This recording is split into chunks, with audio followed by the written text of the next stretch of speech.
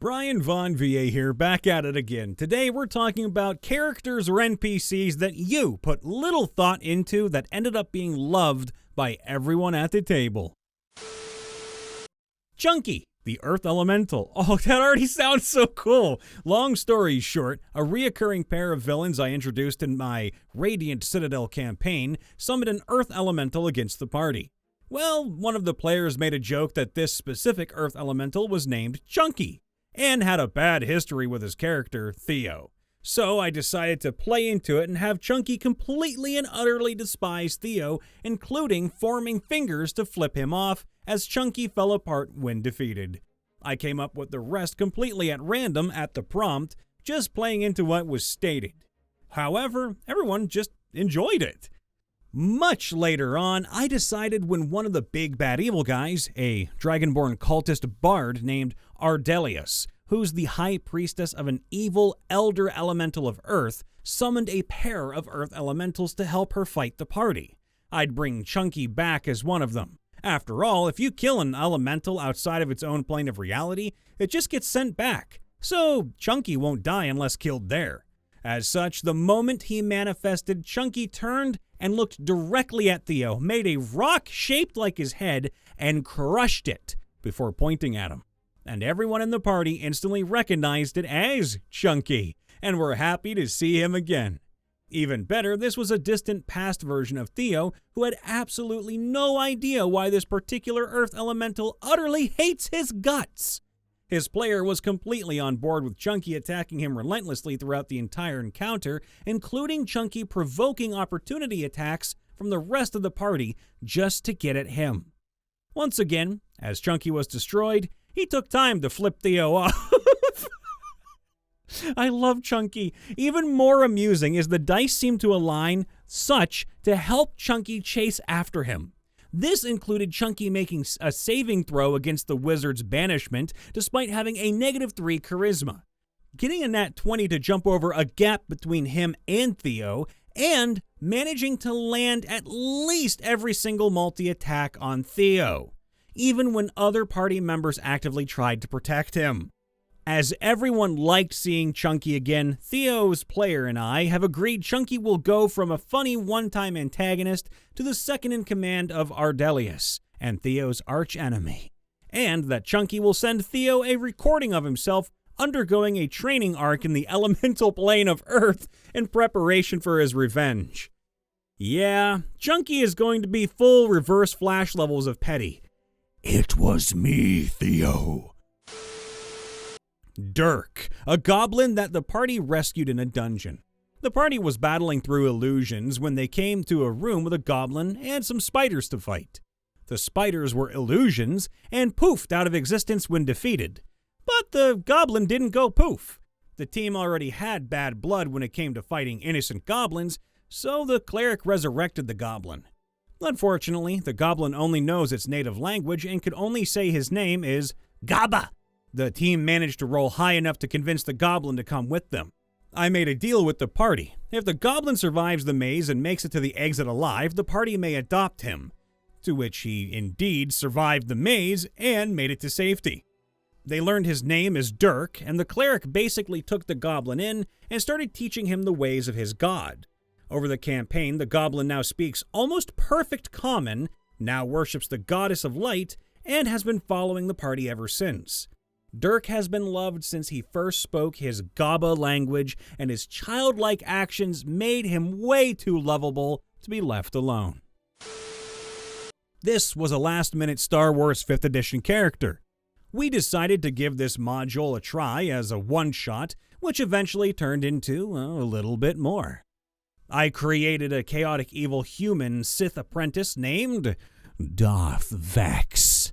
He and his master are attempting to break the rule of two. Two there should be, no more, no less. One to embody power, the other to crave it. He refuses to use his lightsaber, so he doesn't reveal his occupation. Vex's greatest strength and issue was his powerful and uncontrollable hair-triggering rage. Thus, it was his motivation and character development to be able to control his temper and turn it into power. However, I framed it as a parody to Samuel L. Jackson and the Boondocks in general, turning an intimidating Sith apprentice into one of comedy and entertainment. It helps that his evil characterization is more quick to provoke bad cop amongst the others than outright evil. And since no one could tell that he was a Force user, his abilities were seen as someone so angry that he could do things others couldn't. Aw, big baby man! Fun highlights include quite a bit of swearing censored by a beep button I had on my phone.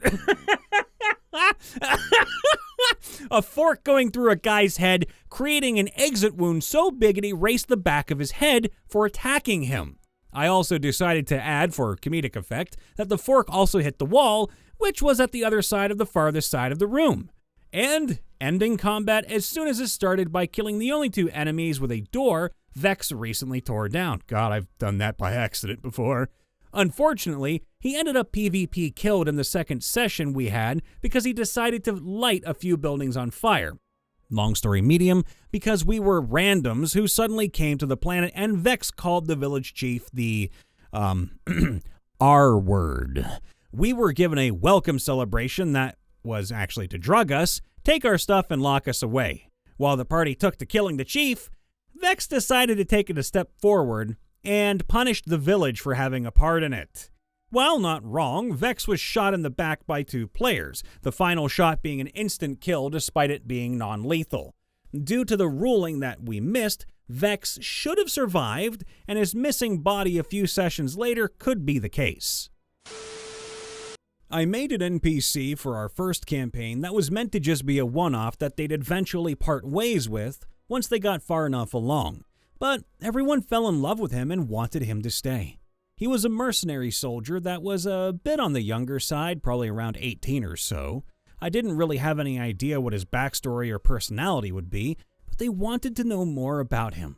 So I quickly cobbled together something about him being the oldest child of a family of 3 children and a single mother, and how he wanted to become a soldier to help both protect and gain an income to support his family. I think what really endeared them to him was his personality. I made him a stuttery, nervous mess of a character, slowly trying to gain confidence in his fighting ability, which was mainly based off of Kobe from One Piece. It was also kind of funny, after a long and arduous journey, in which he even became a warlock in service to a powerful dryad, he was actually the one that got lucky and scored the final hit on the big bad evil guy. And everyone lost their minds cheering for him. Good for you, kid. Baxter Greydown. Owlin student turned hardened criminal. I needed a way to deliver some exposition the party missed, so I created the cutest little fluffball Owlin with a breathy and high voice. Twee to the nth degree! While the party was talking amongst themselves for a few minutes. He was, until recently, a graduate student on a field expedition. He discovered and shared proof of something taboo to his academy. Fearing that he would be expelled from his university, he got it into his head some half-baked idea that his best option was to become an appraiser for the criminal underworld. So he stole a bunch of relics from the dig site and set off to start his life of crime. The party saved him from a monster attack, and he gave them some plot info and went his way. But the party loved him.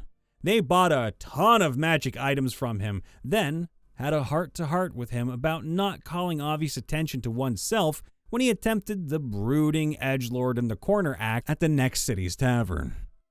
They later found him again working for a criminal cartel they toppled. Now that fluffy little Neebish is running the legitimate front business, a casino and resort, that the party appropriated after toppling said cartel. Not bad for an NPC invented in a handful of minutes. Bobby the Clown. My character accidentally kidnapped a cleric to a deity of whimsy and self-actualization. Bobby is a clown. Cordelia would consistently honk his nose, which would make a honking sound every time she did it. Honk, honk. He's shown up in other campaigns since. I made a runty little goblin prison guard named Scratches that my players encountered as they infiltrated an orc-held keep.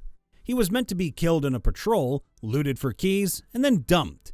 Instead, after a successful grapple with Tentacle of the Deeps, they interrogated him and befriended him with food. He can't tell time, a fact the party forgot instantly, and as a result had to do some hasty improv to placate an Orog, doesn't know direction, he can't count, and is continent. He's now the Paladin Squire, as a custom plate armor with assless armored trousers, and rides the Artificer Steel Defender, which is a metal goat, into battle. He's very recently succeeded in a lay-on-hands action and helped the Paladin request divine intervention to reconsecrate a destroyed village corrupted by the Far Realm. Crab! The Giant Crab! My players were going through White Plume Mountain when they came upon the giant crab guarding one of the MacGuffins. Well, instead of fighting it as I planned, the monk decided to try and tame it. One really good animal handling check later, and boom! They now have a pet giant crab who they named Crob. Sadly, he was left behind in the past due to time travel shenanigans where my players were sent thousands of years into the future. They go along and eventually fight through multiple knoll camps on an island. Turns out, this island was Crob. He became their base of operations until the campaign dissolved a few months later due to, well, drama. Sorry that it had to dissolve that way. I have a very recent example of this from about 3 sessions ago. His name is Carrick Dusk. In my world, I have these high-ranking military people called Legionnaires, who are basically like specters from Mass Effect. The party went to a town and found a bunch of cursed amulets that were being used to turn people into werewolves, and they needed to figure out how to destroy them.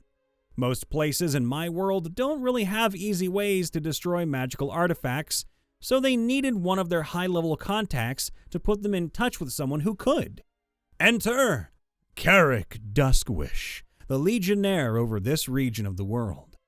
Only I hadn't actually finished coming up with the character before a session started, so I went through my Pinterest board and found a suitable, flashy, and noble-looking elf male, drinking a glass of wine like a pretentious asshole. Expensive clothes, lots of jewelry, and an androgynous face. Think Alika Blades from AC Odyssey, but as an elf. Sorry if I totally butchered that name. All he was supposed to do was show up to help them destroy the amulets by tossing them into his bag of devouring. 2 sessions later, and the party has a flirty bisexual elf friend. 2 party members are trying to bang him. Another 2 party members have now realized they want to go on a date with each other thanks to him being a flamboyant dingus. And this is from the party who inherently distrusts Legionnaires because the very first time they met one, he ignored their warnings and attacked the werewolves the party was trying to save. Do note that at this point, they just learned about the amulets and knew they could turn the affected people back if they managed to KO them and remove the amulet from them. But the Legionnaires hadn't been informed of this yet. So, what the hell is happening right now in my campaign? Somebody, please tell me what Carrick Dusk did. Had a player in my group that died so many times, he got to a point where he looked at me and said, "Can I just play as Rico from Penguins of Madagascar?" Rico was loved until he died a few sessions later. The player called it after that. We were graduating high school at the time, and he was heading off to the Air Force almost immediately afterwards. I have plans for bringing his past characters back as Easter eggs for the new campaign I'm running, and may they be serving with a lot of pride. Hey everybody, Brian Von VA checking in after the vid. Make sure to leave a comment down below telling us about a character or a little NPC that you put very few or minimal thoughts into that ended up being a fan favorite at the table. And as always, make sure to leave a like, subscribe, ring that bell, and please have a very wonderful day. We love you all. See you next time. Bye for now.